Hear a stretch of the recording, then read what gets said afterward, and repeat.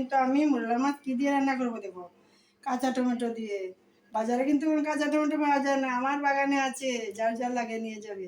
এই যে দেখো কাঁচা টমেটো কেটে রেখে দিয়েছি, কাঁচা টমেটো কেটে রেখে দিয়েছি, তারপর পেঁয়াজ কুচি করেছি আর লঙ্কা কুচি করেছি, গ্রিন দিয়ে দিলাম তেল,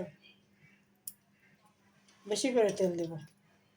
এগুলো সবগুলো দিয়ে দেবো তেলে, অল্প ভেজে নিয়ে তারপর মাছগুলো দেবো। পেঁয়াজ কুচি দিয়ে দিলাম, কুচি দিয়ে দিলাম, পেস্ট করে রেখেছিলাম এগুলো দিয়ে দিয়েছি, তারপর কাঁচা লঙ্কা কেটে রেখেছিলাম সেগুলো দিয়ে দিলাম, নুন দিয়ে দিলাম স্বাদ মতো, গুঁড়া লঙ্কা অল্প করে দেবো, বেশি দেবো না, হলুদের গুঁড়ো দিয়ে দেবো, বাস অল্প ভাজা হয়ে গেলে তারপর মাছগুলো দিয়ে দেবো।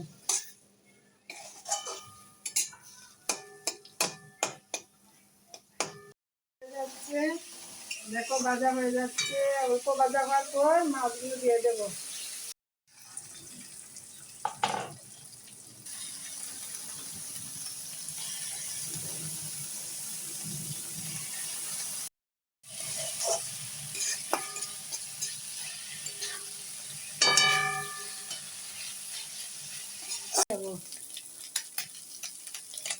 মাছ শুরু হয়ে গেছে, এবার নামিয়ে নেব।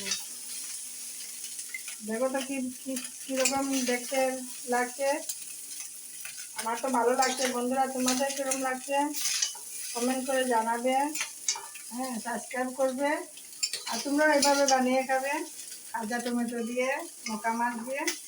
আমার তো ভীষণ ভালো লাগে, আমি তো খাই। তোমরা কে কীভাবে এভাবে খাও, কে কে খাও আমাকে কমেন্ট করে জানাবে।